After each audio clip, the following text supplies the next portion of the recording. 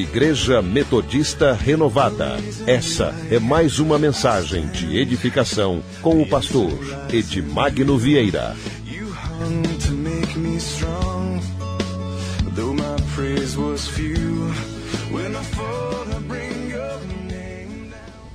Amém.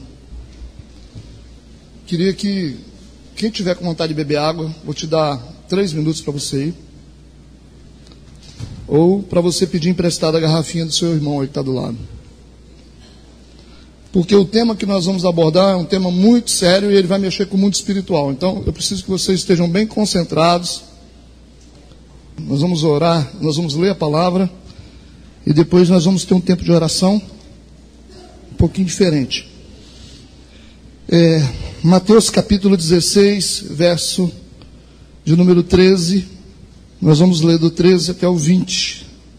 Mateus 16, do versículo 13. Eu quero ler até o versículo 20. O tema da mensagem é: quando as portas do inferno prevalecem.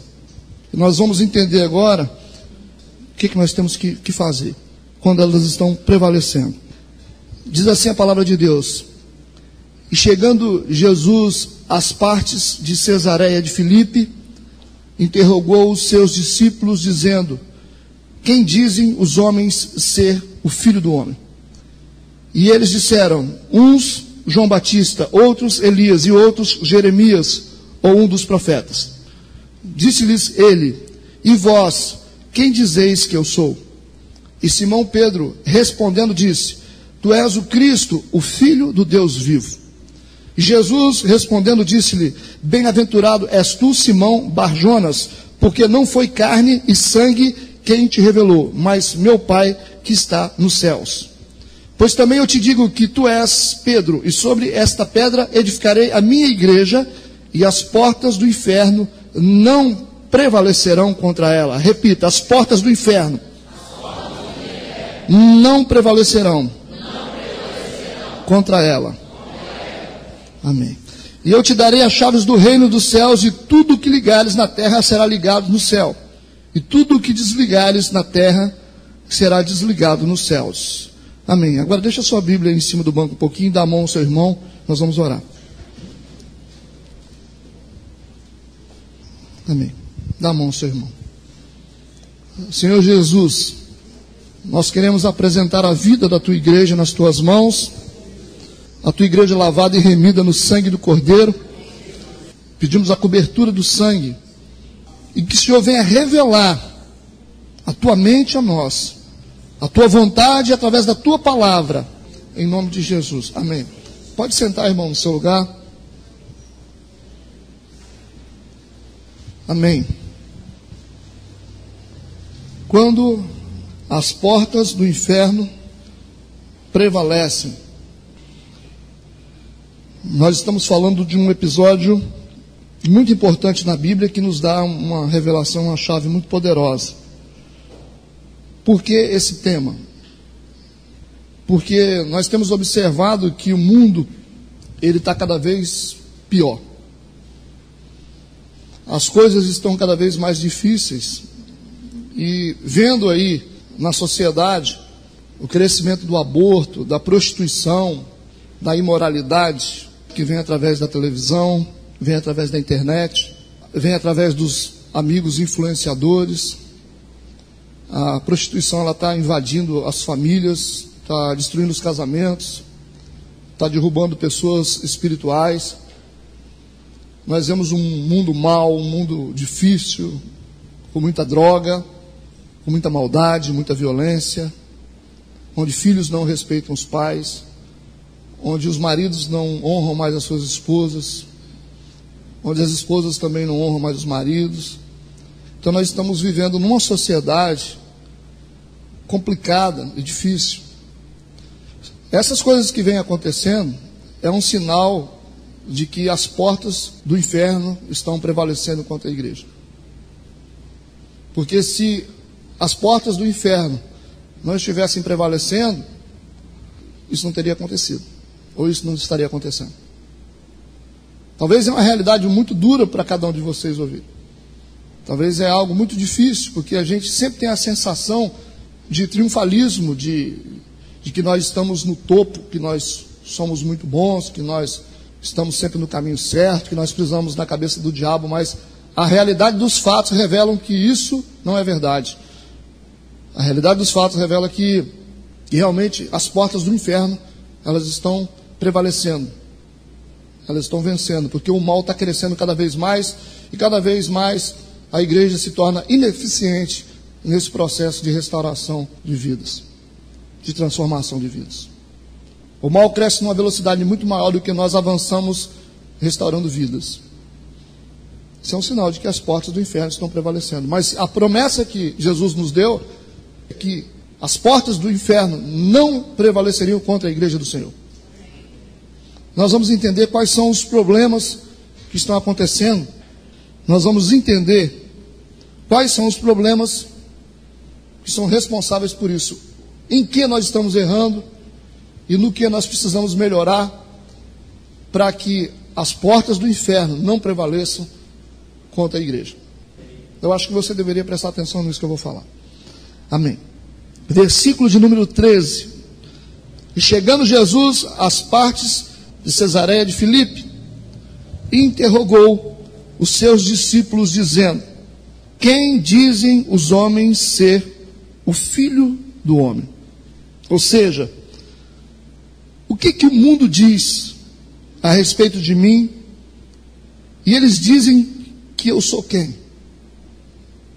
O que eu represento para o mundo? O que eu represento para as pessoas? O que os homens estão dizendo? Ele está fazendo uma pergunta para a igreja, perguntando para os discípulos, para a igreja representada: o que o mundo diz que eu sou? Aí eles vão responder. Uns dizem João Batista, outros dizem Elias, e outros Jeremias, ou um dos profetas. Isso revela que o mundo não sabe quem é Jesus. O mundo pode saber o que Jesus faz, mas não sabe quem é Jesus. O mundo talvez conheça as mãos de Jesus, mas não conhece a face de Jesus. O mundo não conhece Jesus. E por não conhecer Jesus, o mundo tem uma fome, um desejo insaciável. E é por isso que todas as coisas que existem no mundo não são capazes de realizar, de satisfazer o homem. Porque se o homem conhecesse Jesus, o homem não estaria como está. Amém? Essa é a primeira realidade difícil. Não conhece. Por não conhecer, tem aquele desejo no coração desenfreado de buscar uma satisfação, uma realização em alguma coisa. Então tem sempre alguém buscando alguma coisa. Tem gente buscando nas drogas, buscando no vício, buscando na prostituição, na maldade. Parece que eles estão tentando realizar. E esse negócio é irrealizável. Você não consegue chegar a lugar nenhum, porque a droga, ela não te leva a lugar nenhum. Você só fica patinando no mesmo lugar. E depois de um tempo você chega à conclusão que você gastou toda a sua vida e todo o seu dinheiro e você não conseguiu nada. A prostituição faz a mesma coisa. Você parece que é a melhor coisa do mundo, mas você se envolve. Depois você chega num ponto, você entende que você perdeu, que você não ganhou nada e que você ficou bem pior. Então o mundo é assim. A pessoa pensa: eu vou ter dinheiro, e acho que o dinheiro vai trazer felicidade, e mergulha nas coisas materiais. Eu preciso de carro, eu preciso de casa, eu preciso disso, eu preciso de roupa, eu preciso daquilo, e acaba não realizando nada, e você está vendo sempre o mundo insatisfeito. E tudo que acontece, conforme Salomão disse, tudo é resultado da ambição e da vaidade humana. A gente constrói por causa da vaidade, a gente edifica por causa da vaidade, nós fazemos tudo por causa da vaidade. E na verdade, no fundo, tudo que nós fazemos é para poder ser melhor que o outro. É um desejo instintivo de tentar ser melhor que o outro irmão. O irmão comprou uma casa, eu tenho que comprar uma melhor. O mundo é assim. Aquela menina comprou aquele vestido. Ah, não. Eu também quero um. Eu quero o melhor. Quero comprar um carro melhor. Quero me formar, quero ganhar mais dinheiro para poder ser melhor que o outro. Foi isso que Salomão disse, que tudo é vaidade. Tudo está na intenção de querer ser melhor que o outro. Esse é o pensamento humano.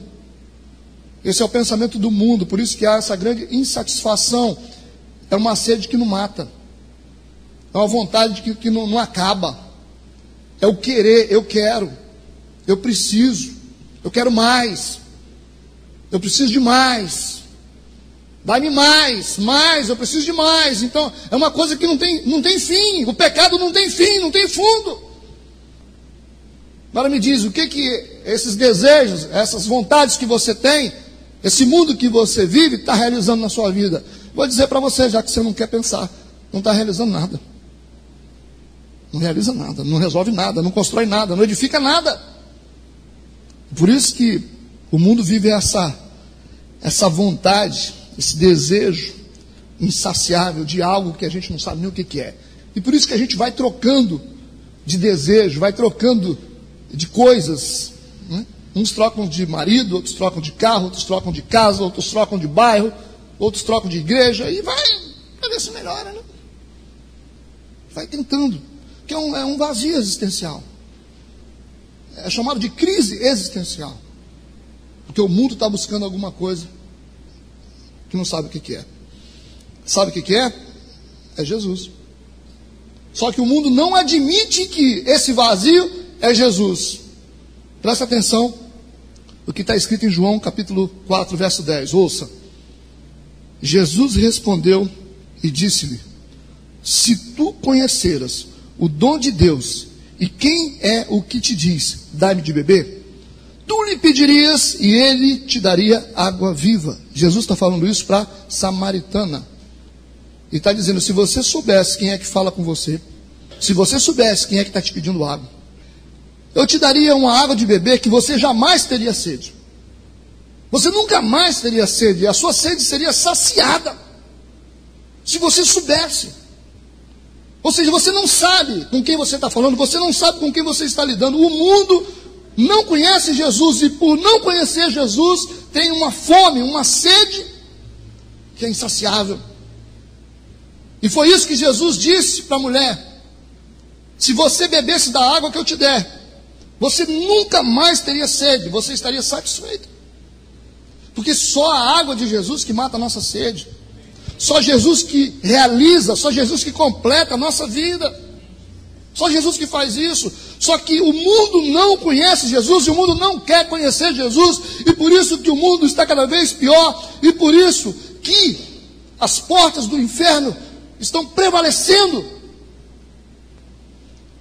E a igreja se torna ineficiente para falar de Jesus. E muitos estão apresentando às mãos de Jesus aquilo que Jesus pode fazer. Mas não é isso.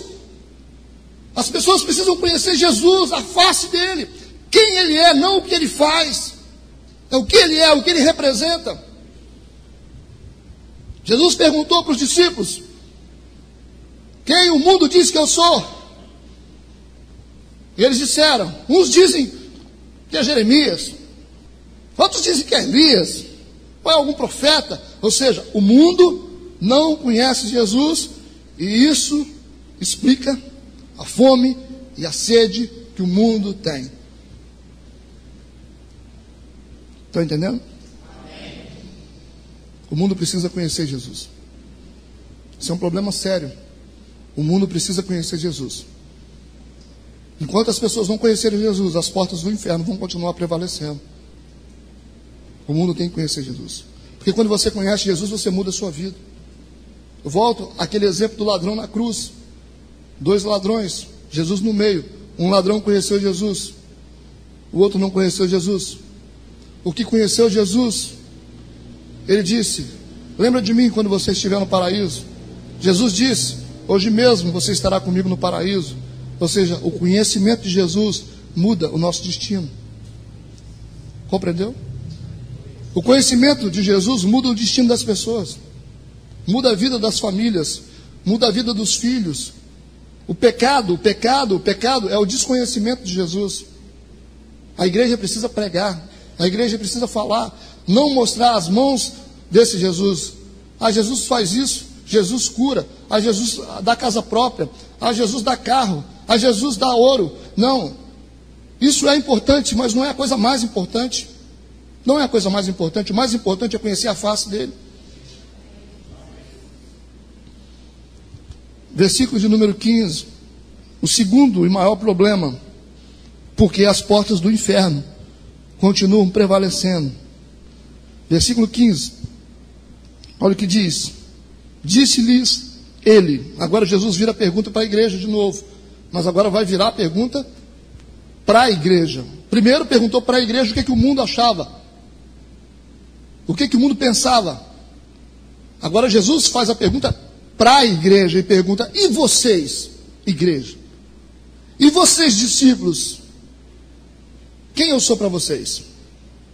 Disse-lhes: e vós? Quem dizeis que eu sou? Versículo de número 15 do capítulo 16 de Mateus. Está fazendo a pergunta para a igreja. Está fazendo a pergunta para nós. Está fazendo a pergunta para os discípulos de Jesus. Que também revela o segundo problema e segundo maior problema. Por quê? Porque a própria igreja, muitas vezes, ou muitas igrejas, não conhece Jesus. Não sabe quem é Jesus. Conhece as mãos, mas não conhece a cara dele. Porque não está interessado na cara dele. Está interessado nas mãos. O que Jesus pode me dar? Jesus pode me dar várias coisas. Mas quem ele é, te interessa? Eu não quero nem saber. Eu conheço gente dentro de igreja que, se você perguntar sobre Jesus, quem foi Jesus e por que Jesus morreu na cruz, não sabe até hoje. Não sabe, está dentro da igreja. Não sabe explicar, não sabe definir quem é Jesus. Não sabe qual o papel de Jesus na cruz do Calvário. Mas entende de bênção. Entende de ganhar carro, entende de ganhar dinheiro, entende de prosperar, entende de tudo. Agora não conhece Jesus. Muitas vezes a igreja não conhece Jesus e ela não ensina quem é Jesus.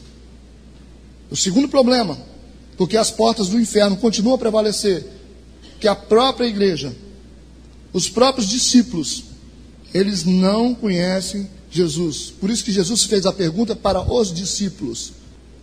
Porque quando Jesus faz a pergunta sobre o mundo, é uma coisa. Depois Jesus pergunta para a igreja. São duas perguntas que precisam ser respondidas. Será que nós conhecemos Jesus? Será que você conhece o Jesus que você serve? Será que você vai se contentar só com a face de Jesus? Quando as bênçãos parar, quando o dinheiro parar, quando não acontecer mais aquilo que você quer, você vai continuar andando com ele? Você vai se contentar com a face dele, quando as mãos dele desaparecer? Será que Jesus te chamou só para te dar presente? Jesus é Papai Noel? Ele é Papai Noel? Que fica dando presente para todo mundo? Ah, eu não fico nessa igreja porque não acontece nada. Eu não fico nessa igreja porque não tem nada. Ah, ninguém é curado. Não... As pessoas estão atrás disso. E onde tem uma oferta desse tipo, é onde tem uma multidão. Alguém está oferecendo um Deus que dá. Já que existe um povo que quer, um povo que pede, está tudo certo. Está tudo resolvido. Existe uma igreja que apresenta um Deus que dá, e existe um povo que quer um Deus que dá, e não quer saber quem é esse Deus. Por isso que ninguém senta para aprender, ninguém quer crescer, ninguém quer conhecer Jesus. Dá-me a bênção. Eu quero a bênção, não quero saber nem quem é o pastor dessa igreja, eu não quero saber nem quem é Jesus. Ô irmão, você não tem interesse de crescer, ser discipulado, melhorar a sua vida espiritual? Não.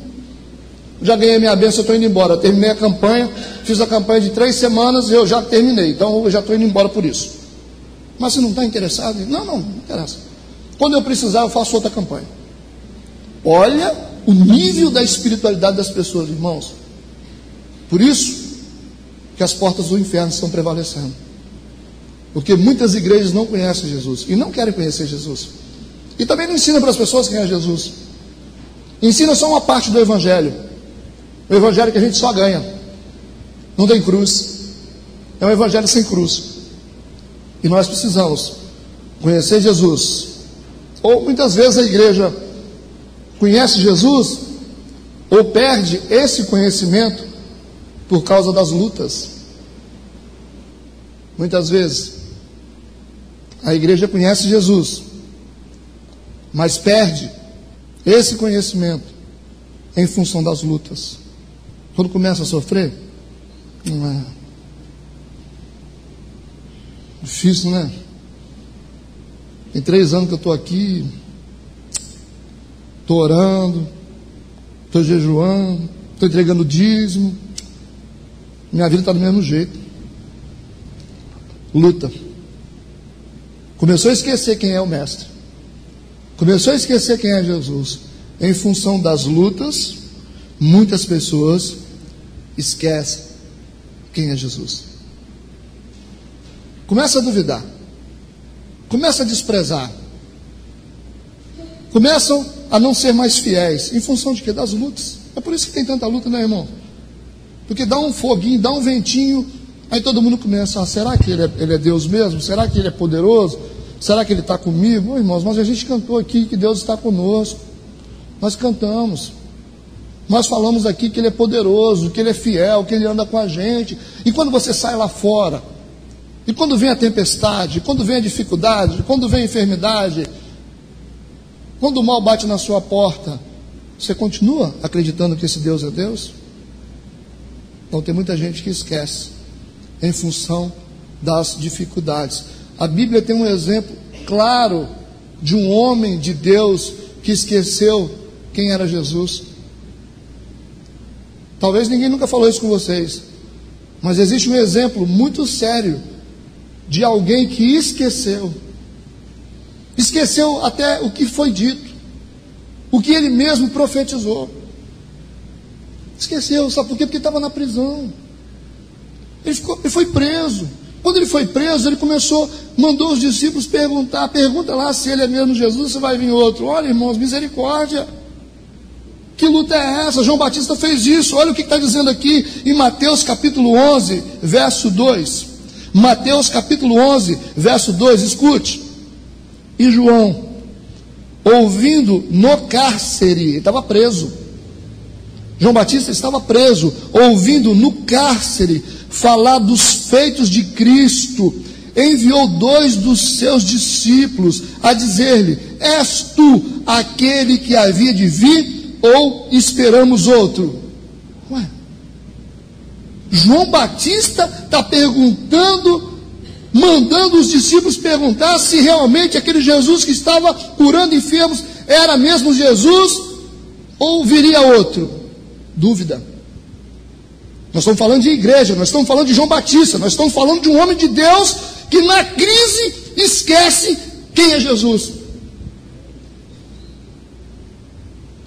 Esse homem foi o mesmo homem que quando estava batizando no início, quando Jesus veio chegando, ele disse: eis o Cordeiro de Deus que tira o pecado do mundo, eis o Cordeiro de Deus que arranca o pecado pela raiz.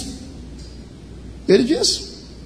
Ele apresentou Jesus para as pessoas, ele disse: eis o Cordeiro de Deus. Agora, o mesmo João Batista está dizendo aqui, mandando perguntar se ele é mesmo Jesus, se é mesmo ou se vai vir outro. Na crise, muitas pessoas ficam assim. Talvez o Espírito Santo está falando para você hoje. A igreja, ela não consegue prevalecer contra o inferno. O inferno muitas vezes prevalece contra a igreja, e debaixo do nosso nariz acontece um monte de coisa. O diabo pinta e borda debaixo do nosso nariz, porque no momento de crise nós esquecemos quem é Jesus. Estão entendendo? Nós precisamos lembrar de Jesus no tempo bom e no tempo difícil. Faça chuva, faça sol, pode ter dor, pode ter alegria, você não pode esquecer quem é Jesus. Cantar na igreja é muito fácil, mas na realidade da vida, lá fora, no seu dia a dia, você tem que lembrar quem é Jesus quando você fizer negócio, quando você for no banco tirar seu extrato, quando você estiver pagando suas contas, quando chegar o seu contra-cheque, ou quando um filho seu ficar enfermo. Você tem que lembrar quem é Jesus. Porque se você não lembrar quem é Jesus, se você não conseguir lembrar quem é Jesus no momento mais difícil da sua vida, as portas do inferno vão continuar prevalecendo contra a igreja. Tem um monte de gente que está na igreja que é um monte de frouxo. Desculpa a expressão. Um monte de gente frouxa. Não pode nem inventar, dá uma brisa, ele já começa a baixar a cabeça. O que foi, irmão? Situação aí, irmão. Está difícil, entendeu? Por que está difícil, irmão? Não sei o que eu faço, misericórdia. Pois é, irmão, fica calmo. Fica calmo. Se você está vivendo um momento difícil, significa que o Senhor está preparando você para um novo nível. É só isso que está acontecendo. Então as dificuldades, elas não vêm de qualquer forma. Deus só permite a adversidade na vida daquele que serve a Ele só para aperfeiçoar. Então você não tem que perguntar por que a adversidade está na sua vida. Você tem que perguntar o que Deus quer te ensinar com isso. Então toda adversidade só vem na vida do cristão para aperfeiçoar, para te ajudar a crescer. A adversidade não tem poder para destruir a sua vida, só vem para te abençoar. Lembra a dificuldade que você passou lá atrás, que permitiu que você estivesse hoje aqui. Agora você ri, né? Se eu não tivesse passado por aquilo, eu não estaria aqui na presença de Deus. Graças a Deus, aquele tempo que eu passei foi tão difícil, mas aquilo me ajudou muito. Aquilo abriu a minha visão, aquilo me ensinou a fazer escolhas certas, aquilo edificou a minha vida. Foi difícil naquele momento, mas agora eu fiquei um pouco melhor. A gente sempre melhora com a dificuldade. Quando a dificuldade vem, a gente tem que descansar. Tem que descansar. Descansa no Senhor, que o vendaval vai passar. Não há dor que dure para sempre. Não há dificuldade que vai perdurar muito tempo. Ela vai passar. Deixa Deus completar o propósito dele nessa dificuldade que você está enfrentando. Então, cristão, seja firme. Fica firme. Não fica reclamando, não fica questionando se Deus é justo com você ou se não é, fazendo orações, querendo merecer o amor de Deus. Deus, se não me ama, irmãos, Ele te ama e acabou. Não vai mudar. O amor de Deus, Ele é incondicional. Não depende de condições. Não é aquilo que nós fazemos para Deus que faz com que Ele nos ame. Nós não temos condição de fazer nada para Deus para Ele nos amar, porque a gente não consegue fazer nada. Então não é a sua oração que vai trazer o amor de Deus, não é o que você faz que vai trazer o amor de Deus. O amor de Deus já existe. Já existe. Então não tem nada que você possa fazer hoje para poder tentar merecer o amor de Deus. Pode tentar. Porque Ele nos deu o Filho dEle por amor. O amor que não exige recompensa. Amém? João, ouvindo no cárcere falar dos feitos de Cristo, enviou 2 dos seus discípulos a dizer-lhe: és tu aquele que havia de vir, ou esperamos outro? E Jesus respondendo disse-lhe: ide e anunciai a João as coisas que ouvis e vês. Os cegos veem, os coxos andam, os leprosos são limpos, os surdos ouvem, os mortos são ressuscitados, e aos pobres é anunciado o Evangelho. Ele está dizendo: sou eu. Fala para João Batista que sou eu. Eu não preciso provar nada.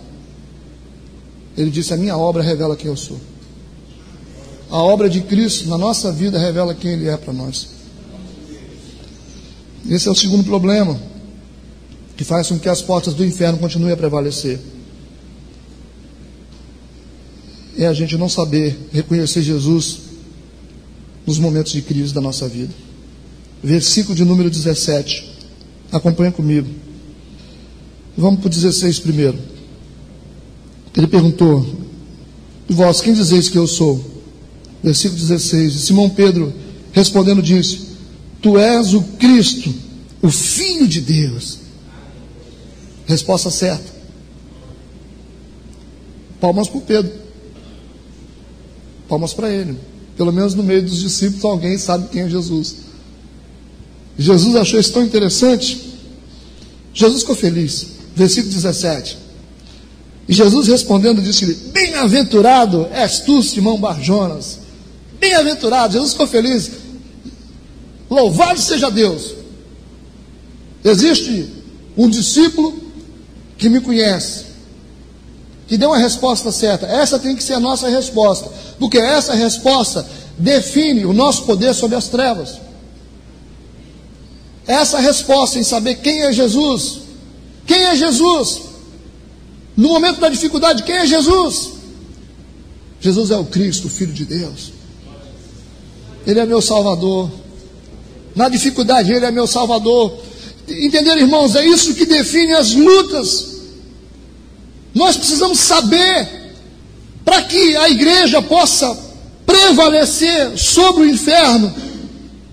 Não é o inferno que vai prevalecer contra a igreja, porque aqui Jesus disse: a igreja, a minha igreja, as portas do inferno não prevalecerão contra ela, sobre ela, não vão conseguir. E quando Pedro dá a resposta certa, aí você começa a entender: a igreja precisa ter a resposta certa. A igreja do Senhor precisa saber: quem sou eu? Jesus está perguntando para você, Jesus está perguntando para todos que estão aqui, você que teme a Deus, quem sou eu? Você tem que saber responder isso do fundo do seu coração. Tu és o Cristo, o Filho do Deus vivo. Tu és o Senhor da minha vida, tu és o meu general, o Senhor é poderoso, o Senhor vai me libertar, o Senhor vai tirar essa prisão da minha vida, o Senhor vai curar essa enfermidade, o Senhor vai abrir as portas, porque tu és o Cristo. Quando a igreja diz quem é o Cristo, quando a igreja revela quem é o Cristo, todas as possibilidades acontecem. Mas quando a igreja não sabe responder, as portas do inferno prevalecem sobre ela, e o mundo continua do jeito que está. Então nós precisamos dar a resposta certa. Você precisa dar a resposta certa. Pai, mãe, filho, ministro, você precisa dar a resposta certa. Essa resposta você tem que responder em todos os momentos da sua vida. Quem és o Cristo? Quem é Jesus? É um profeta? Jesus é um qualquer? Jesus é um mestre? É um líder? Não. Ele é o Cristo, o Filho do Deus vivo. E quando eu digo que Ele é o Cristo, eu falo sobre cruz. E quando eu falo sobre cruz, Satanás respeita a cruz, tem medo da cruz. E quando eu falo sobre o Filho do Deus vivo, eu falo de Deus, que é todo poderoso, que está sobre a minha vida, para mudar a minha vida, para me proteger de todo o mal, para me fortalecer nos momentos difíceis da minha vida. Então essa palavra tem um significado muito grande. Quem sou eu? Tu és o Cristo, o Filho do Deus vivo. E quando eu digo isso, as portas de todas as possibilidades acontecem, porque aí eu entro na dimensão da cruz, eu entro na dimensão das realizações, dos milagres de Deus. Porque se é Cristo mesmo, tem milagre. Foi o que ele disse para João Batista.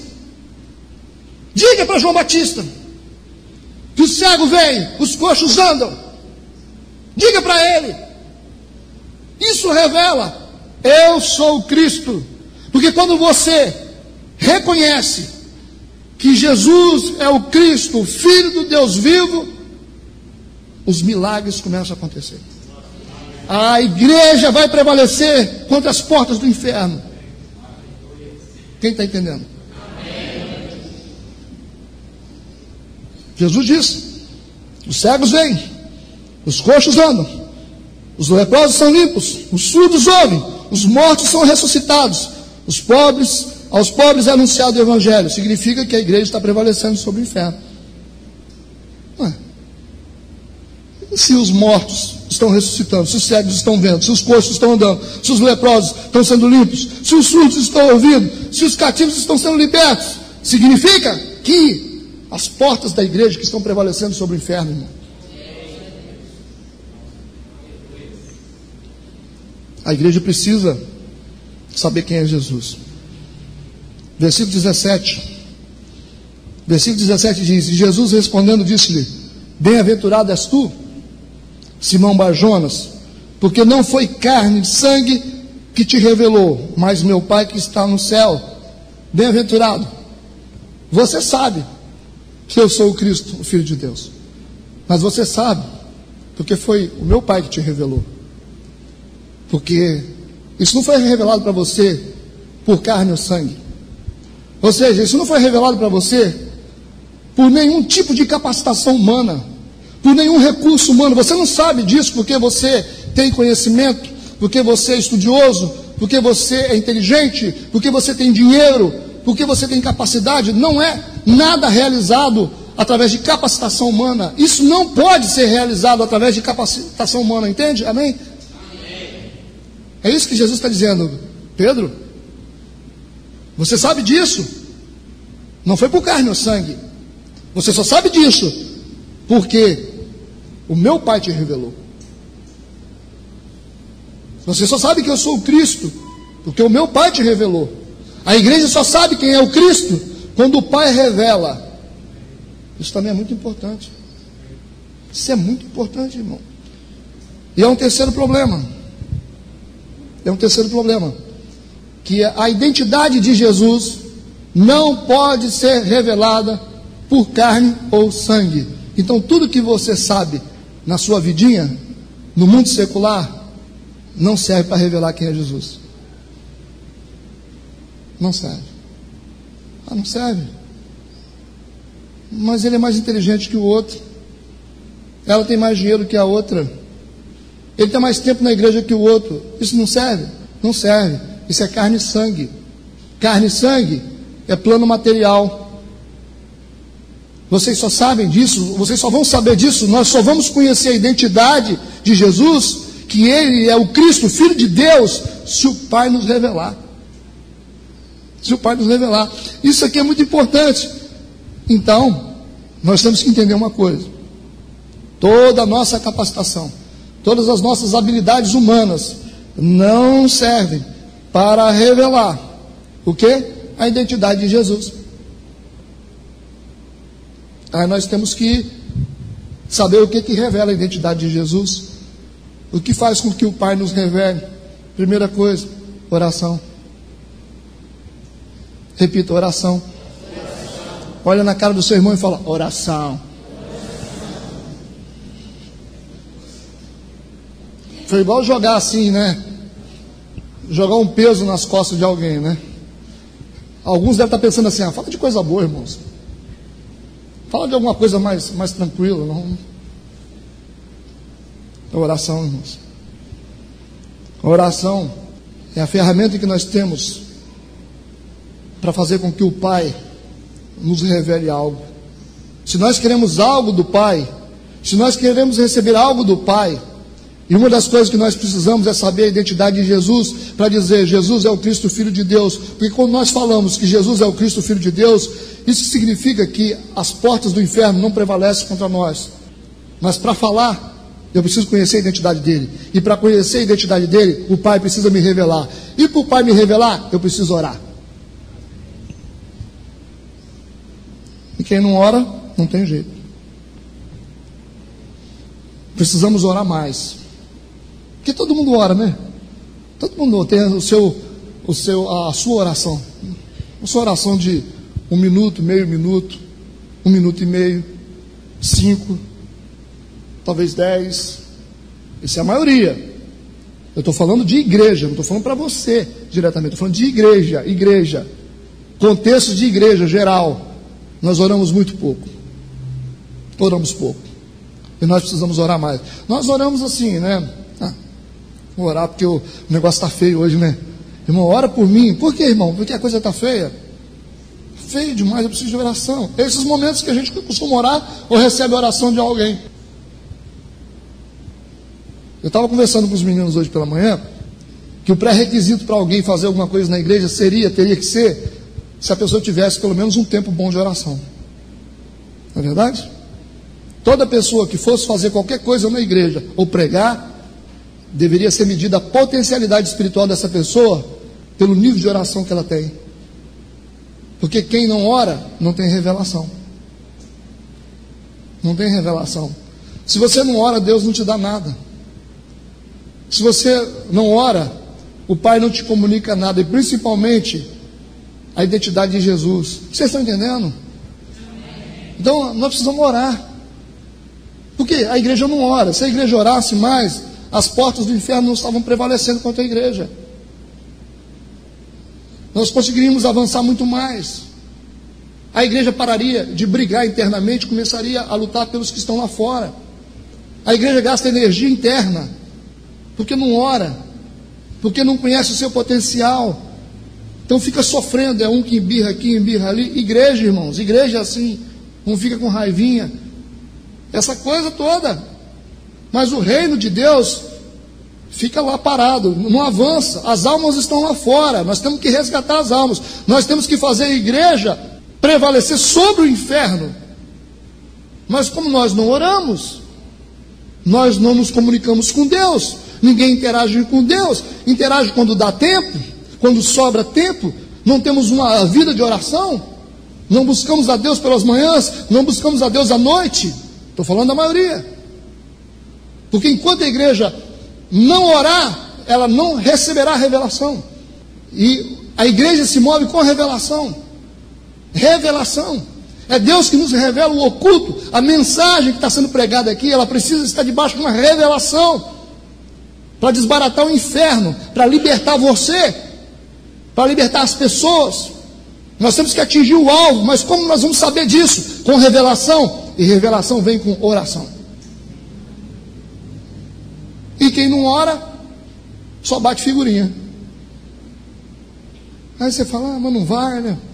Está do mesmo jeito, não sei. Está do mesmo... Não ora. Nós precisamos orar. Porque é a oração que traz a revelação de Deus. Amém, irmãos?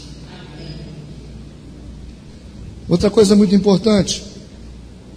A identidade de Jesus, ela se revela para quem? Para os humildes. A identidade de Jesus é revelada para os humildes. Para aqueles que têm coração humilde. Não revela o cara que, porque ele é pobre. Não é isso que eu estou dizendo. Presta atenção, é para os humildes de coração. Você pode ter muito dinheiro e ser humilde. Você pode ter muito dinheiro e ser humilde. Existem homens que têm muito dinheiro, mulheres que têm muito dinheiro, mas são pessoas humildes. Mas tem gente que não tem nada e é metido. Vocês conhecem alguém? Não pode ter nada. Tem uma coisinha e já começa a ficar metido.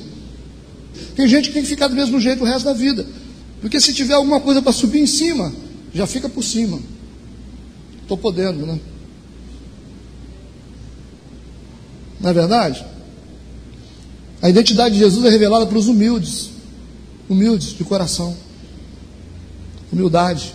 Você sabe que você é, mas você não quer aparecer. Você sabe que você tem, mas você não está nem aí.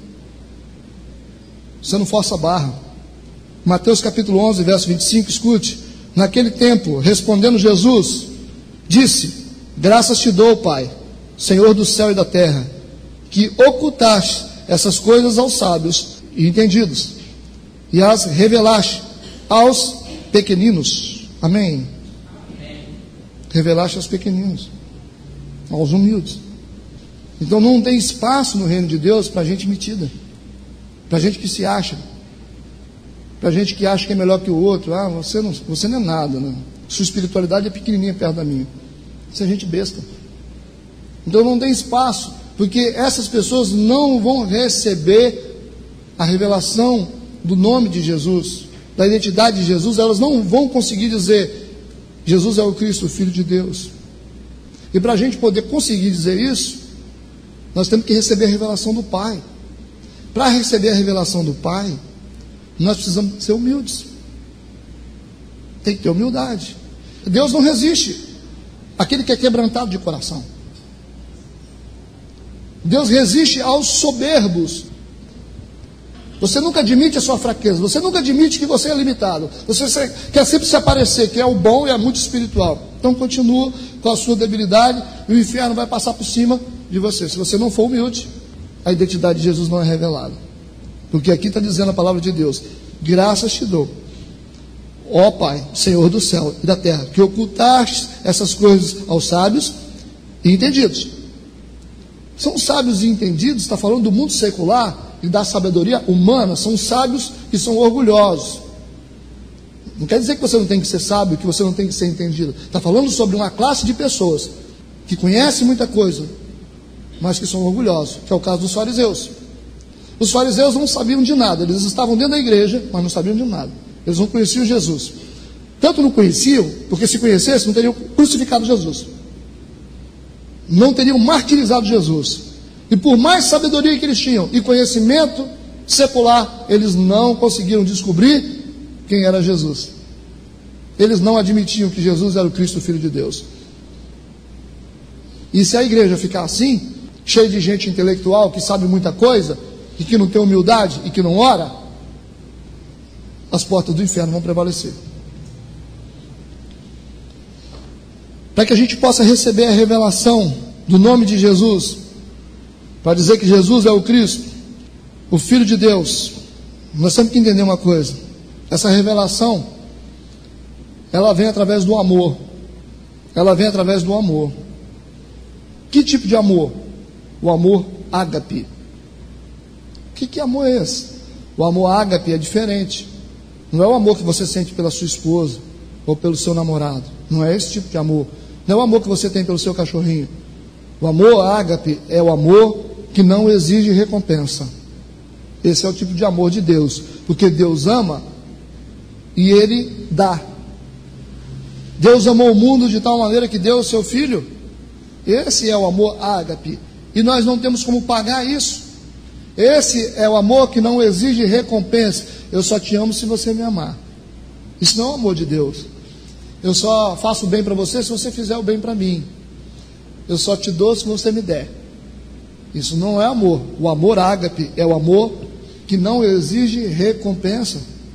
Então, quando nós temos o amor ágape no nosso coração, que é o amor de Deus, isso significa que nós teremos a revelação do Pai sobre o Jesus, que é o Cristo, o Filho de Deus. Nós precisamos praticar o amor, porque o amor não é um sentimento, o amor é uma atitude. E como é que eu amo? Agindo em amor. Eu abençoo, eu oro, eu não vou maldizer, eu vou abençoar. Como que ama um marido, né? No amor ágape. Porque se você exigir recompensa, aquele marido que te pisa, que te maltrata, e você vai amar ele no amor ágape, você vai se comprometer em amar ele, e fazer o bem para ele, orar por ele, lutar pela vida dele, independente se ele vai retribuir ou não. Esse é o amor de Deus. Quando nós temos a capacidade de amar sem exigir recompensa, significa que nós estamos amando o amor de Deus. Então, as pessoas que te fazem mal, ore por elas. As pessoas que não estão fazendo bem para você, estão maltratando você, ore por elas. E abençoe essas pessoas. Isso é uma atitude de amor. Esse é o amor de Deus. O que você fez para Deus? Para Ele poder te entregar o Filho. O que você fez? O que eu fiz? Não fiz nada. Ou seja, eu fiz um monte de coisa errada. E você também fez. Então é esse o amor de Deus que faz com que o Pai nos revele que Jesus é o Cristo, o Filho do Deus vivo. E isso muda tudo na nossa vida. Porque quando a gente tem na nossa vida o Cristo, o Filho do Deus vivo, significa que eu tenho um Deus na minha vida que pode mudar tudo. Você viu como que é diferente, irmãos? Como muda? 1 João, capítulo 3, verso 7. Amados, amemo-nos uns aos outros, porque o amor é de Deus. E qualquer que ama é nascido de Deus e conhece a Deus.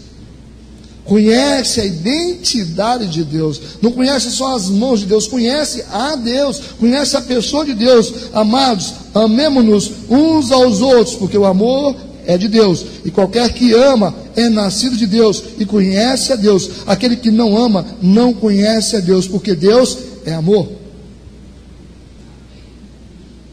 Então, para amar, nós temos que ter atitude. Amor sem atitude não vale nada.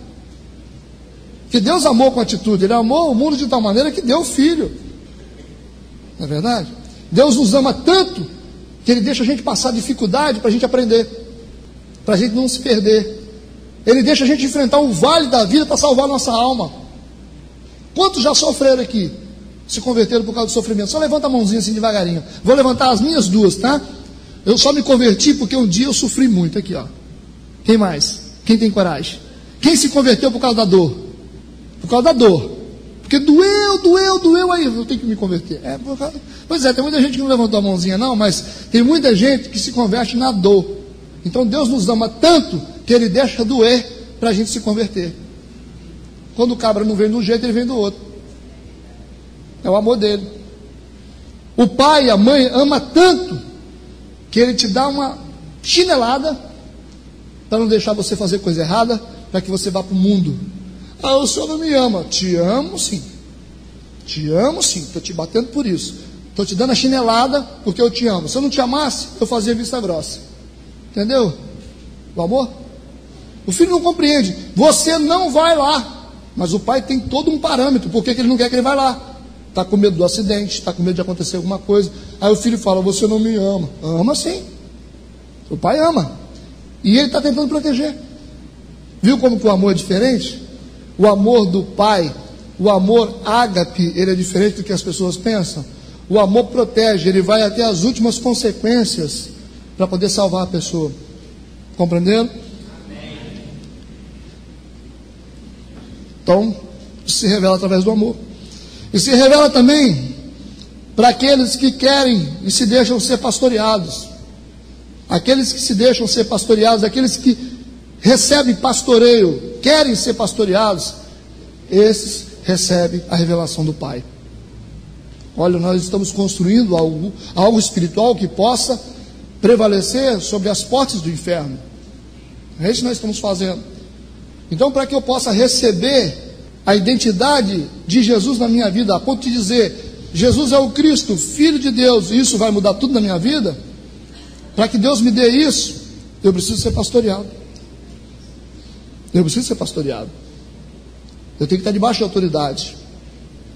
Quem não é pastoreado, fica cheio de carrapicho.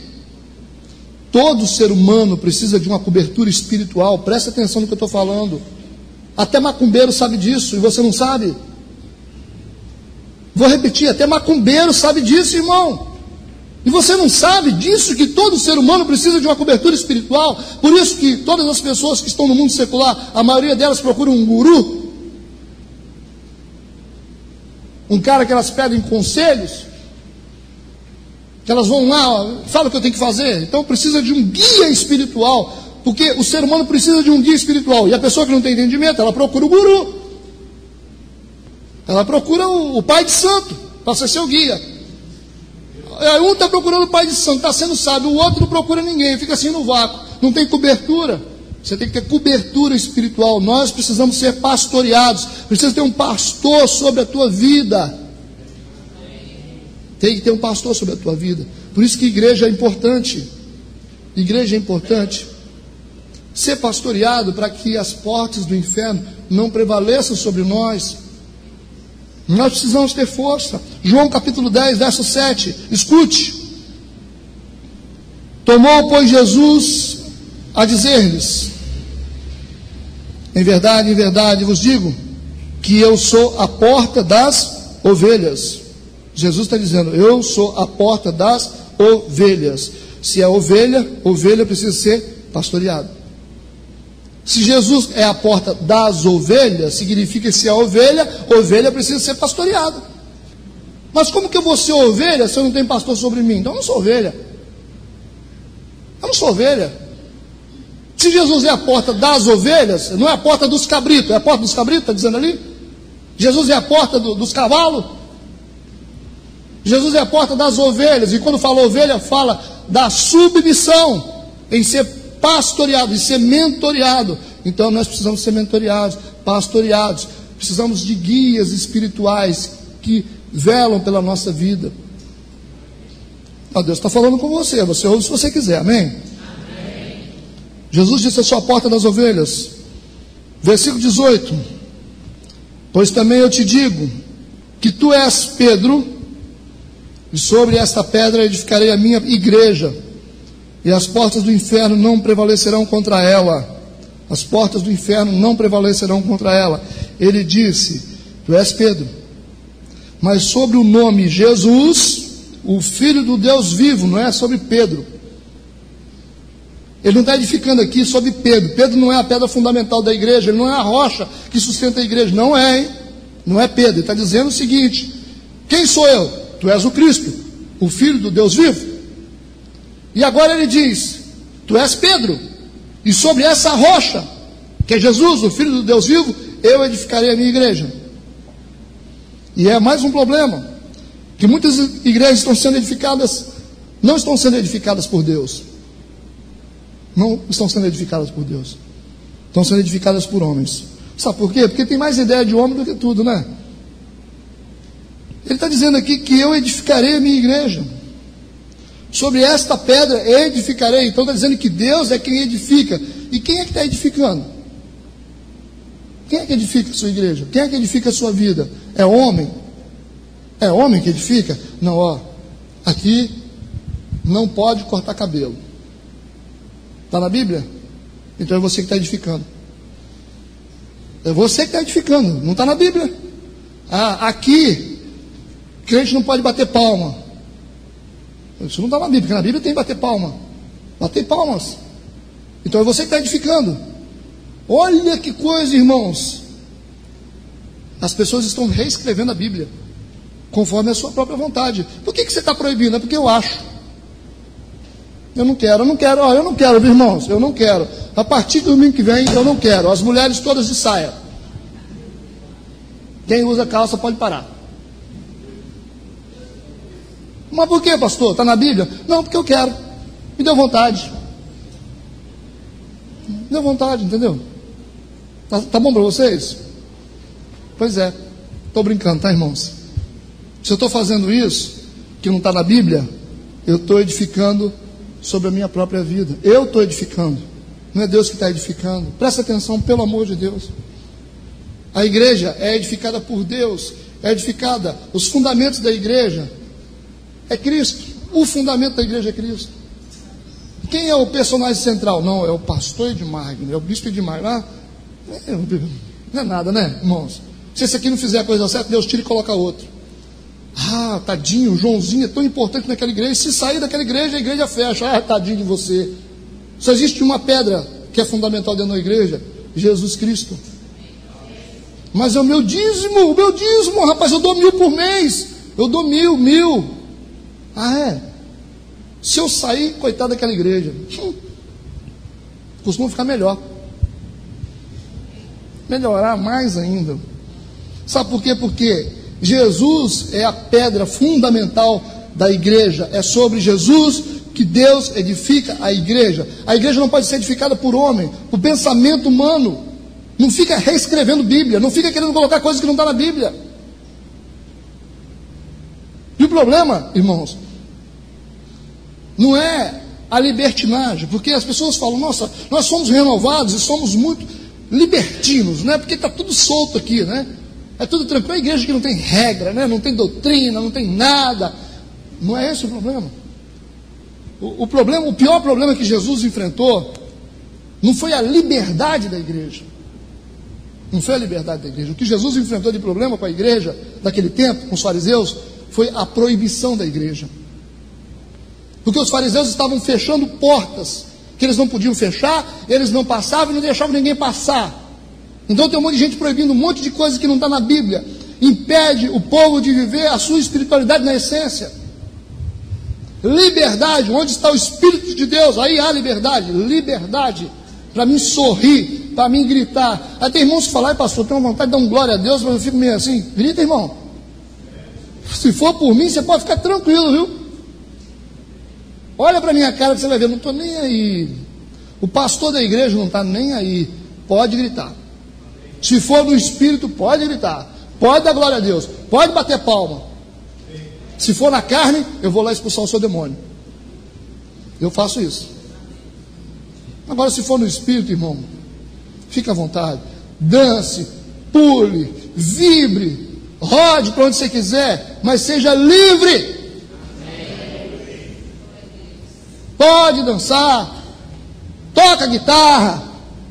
Se tiver um acordeão também para trazer, que nós vamos aceitar. Tá bom, irmão. Pode pintar o cabelo, pode cortar o cabelo, pode deixar o cabelo crescer, pode raspar a cabeça, faz o que você quiser. Tem coisa mais séria dentro de igreja do que isso. Tem coisa mais séria dentro de igreja do que isso. Então os fariseus estavam pegados nisso. Então esse é um grande problema.